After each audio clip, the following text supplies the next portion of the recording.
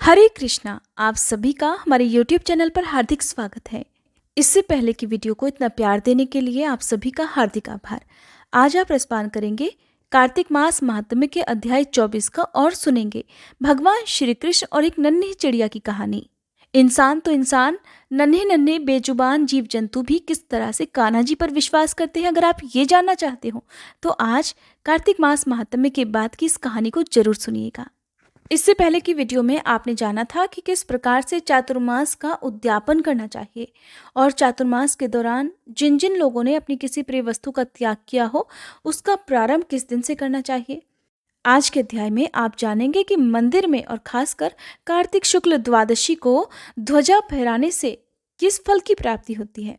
तो नैमिषारण्य क्षेत्र में स्थित 88,000 ऋषि मुनियों से श्री सूत जी ने आगे कहा, हे ऋषियों, कार्तिक शुक्ल द्वादशी को ध्वजारोपण करने से सभी पाप नष्ट हो जाते हैं।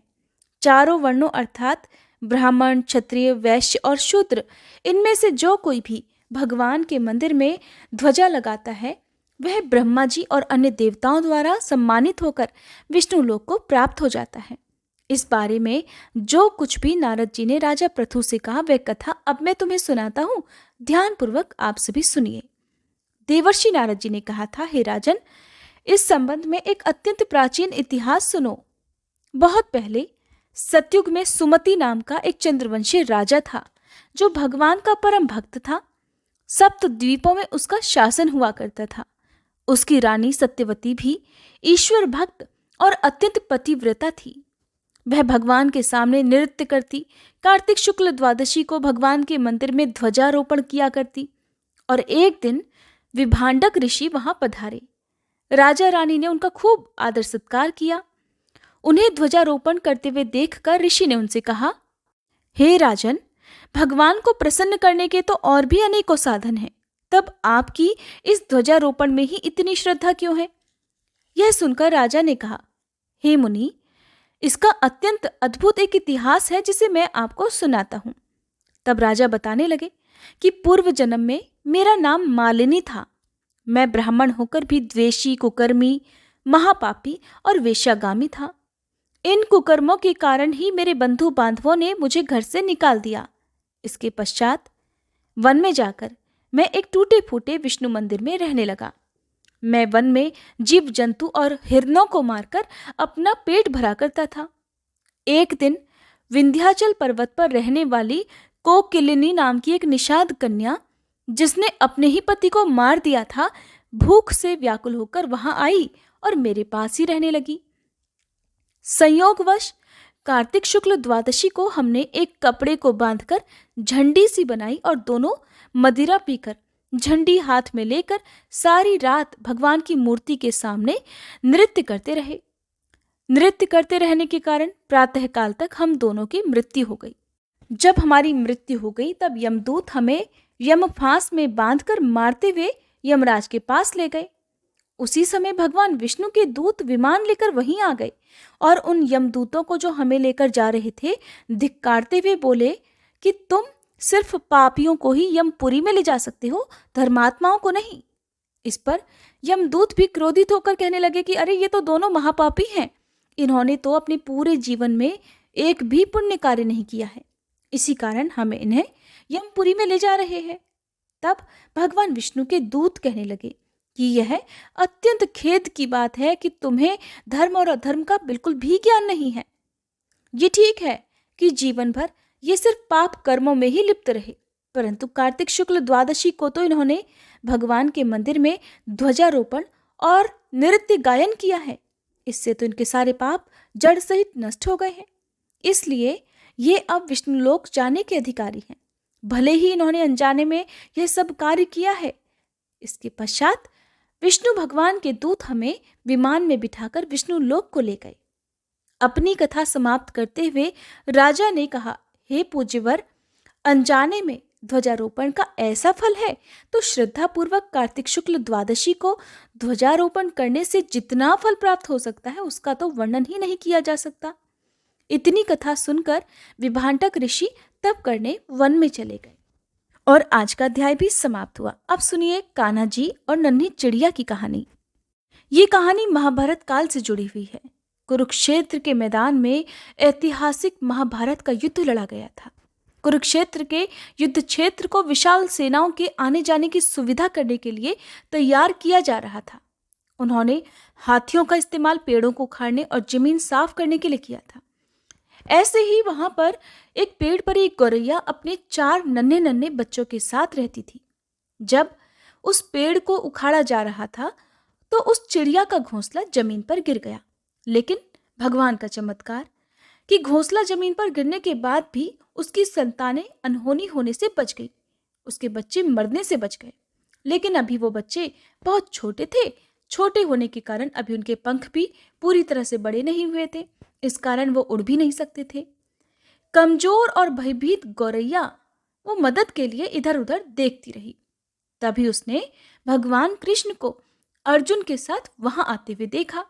दरअसल भगवान कृष्ण और अर्जुन युद्ध से पहले मैदान की जांच करने और युद्ध की शुरुआत करने से पहले जीतने की रणनीति तैयार करने के लिए वहां गए थे।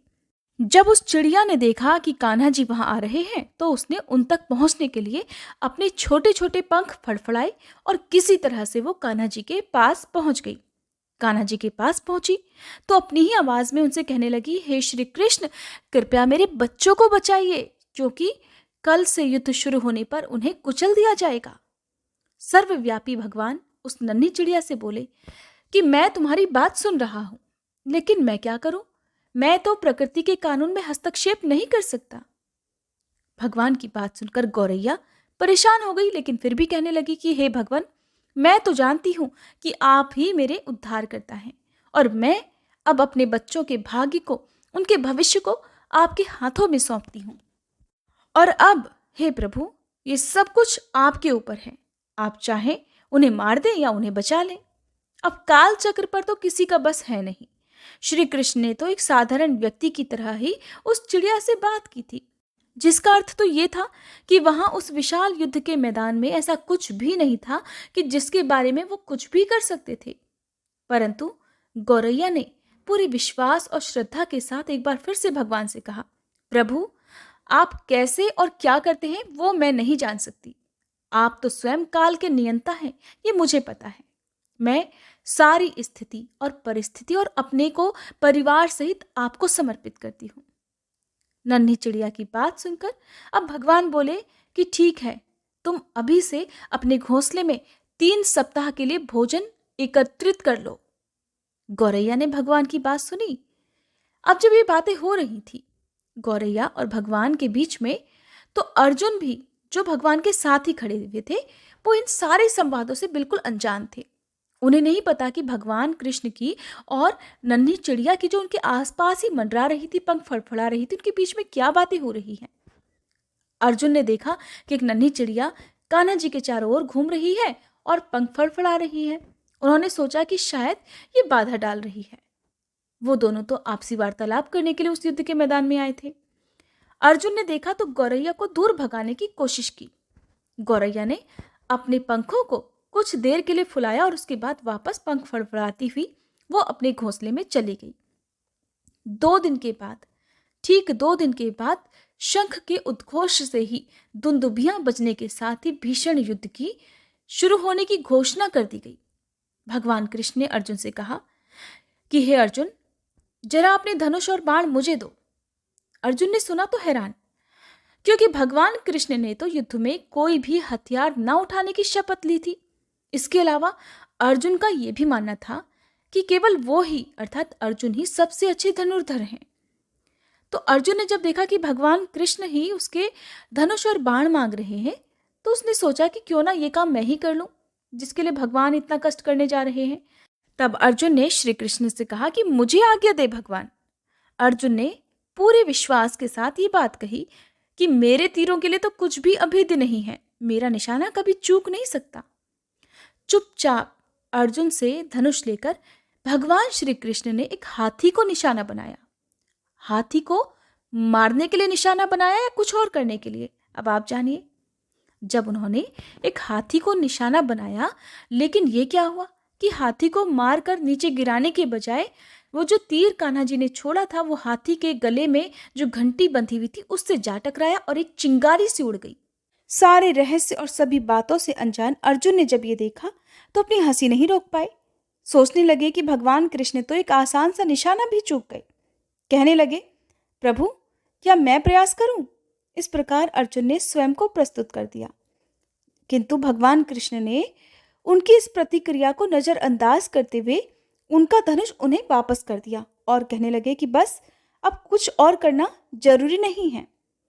लेकिन अर्जुन ने जब देखा कि भगवान कृष्ण ने तो बिना किसी को मारे और बिना निशाना लगाए ही धनुष और बाण वापस कर दिया, तब उन्होंने पूछा कि हे केशव, फिर आपने हाथी को तीर क्यों मारा जिससे हाथी भी नहीं मरा? तब भगवान कृष्ण ने अर्जुन से कहा, क्योंकि इस हाथी ने उस गौरैया के एकमात्र घोंसले को जो कि इसी पेड़ पर था उसे गिरा दिया था। कौन सी गौरैया? अर्जुन ने बड़ा हैरान होकर पूछा। इसके अलावा हाथी तो बिल्कुल अभी तक स्वस्थ और जीवित है और केवल उसकी घंटी ही टूट कर गिरी है। अर्जुन के सवालों को नजरअंदाज करते हुए भगवान कृष्ण ने अर्जुन को केवल शंख बजाने का ही निर्देश दिया। शंख बजते ही युद्ध शुरू हो गया और अगले 18 दिनों में कई जाने गई। बड़ा ही भयानक दृश्य था। इस प्रकार से अंत में पांडवों की जीत हुई तो एक बार फिर भगवान श्री कृष्ण अर्जुन को अपने साथ उसी युद्ध के मैदान में भ्रमण करने के लिए ले गए। कई शव अभी भी वहां पर हैं जो उनके अंतिम संस्कार का इंतजार कर रहे हैं। युद्ध का वह मैदान गंभीर अंगों और सिर, बेजान सीढ़ियों और हाथियों से अटा पड़ा था। चारों तरफ लाशों के ढेर थे। खून से युद्ध के मैदान की मिट्टी भी लाल हो गई थी। तब भगवान कृष्ण एक निश्चित स्थान पर गए और वहीं पर रुक गए। एक घंटी जो कि हाथी पर बांधी जाती थी उसे देखकर वो सोचने लगे। फिर कुछ सोचकर उन्होंने अर्जुन से कहा, पार्थ क्या आप मेरे लिए ये घंटी उठाएंगे और इसे एक तरफ रख देंगे? निर्देश तो बिल्कुल सरल था। भगवान कृष्ण ने बिल्कुल सीधे शब्दों में ही अर्जुन को केवल घंटी उठाने के लिए कहा था, लेकिन अर्जुन को ये बात समझ में नहीं आई कि घंटी उठाने के लिए भगवान कृष्ण ने अर्जुन से ही क्यों कहा। आखिरकार इस विशाल मैदान में जहां पर बहुत सारी चीजों को साफ करने की आवश्यकता थी, भगवान ने तो एक धातु के टुकड़े को ही रास्ते से हटाने के लिए क्यों कहा? अब अर्जुन के मन में बहुत सारे प्रश्न आ गए। उन्हीं प्रश्नवाचक दृष्टि से अर्जुन ने भगवान की ओर देखा तो भगवान ने अर्जुन के प्रश्नों को समझ लिया और कहने लगे, हाँ यही घंटी।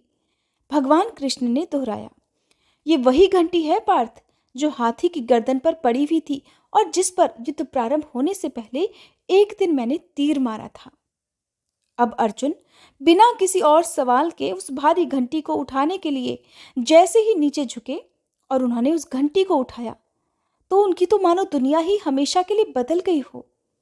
1, 2, 3, 4 और 5 4 युवा पक्षियों के बाद एक मादा गौरैया उस घंटी के नीचे से निकले। पूरा चिड़िया का परिवार बाहर निकलकर माँ और छोटे छोटे चिड़िया के बच्चे जो अब युवा हो गए थे वो भगवान कृष्ण के इर्द गिर्द मंडराने लगे और बड़े आनंद से उनकी परिक्रमा करने लगे। 18 दिन पहले काटी गई हाथी के गले की एक घंटी ने पूरे चिड़िया के परिवार की रक्षा की थी। सारा दृश्य देखकर अर्जुन को सब कुछ समझ में आ गया। अर्जुन ने भगवान कृष्ण से कहा, मुझे क्षमा कर दीजिए हे मधुसूदन। आपको मानव शरीर में देखकर और सामान्य मनुष्यों की तरह व्यवहार करते हुए देखकर मैं भूल ही गया था कि आप वास्तव में कौन हैं। और इसके उत्तर में भगवान कृष्ण सिर्फ मंद मंद मुस्कुराते ही रहे थे। तो देखा आपने, भगवान न केवल मनुष्यों की बल्कि सभी जीव जंतुओं की, सभी प्राणियों की रक्षा करते हैं, उनके विश्वास की रक्षा करते हैं। अब नन्हे नन्हे जीव जंतु जो हमारी तरह पढ़े लिखे नहीं है या हमारी तरह पूजा पाठ नहीं कर सकते, भगवान के मंदिर में नहीं जा सकते, भगवान का मंदिर नहीं बना सकते, लेकिन मन से वो भी भगवान की ही पूजा करते हैं, मानसिक पूजा ही करते हैं। उनके मन में विश्वास होता है और भगवान अपने भक्तों की इसी विश्वास की लाज रखते हैं। तो आपको ये कहानी कैसी लगी मुझे कमेंट करके जरूर बताइएगा।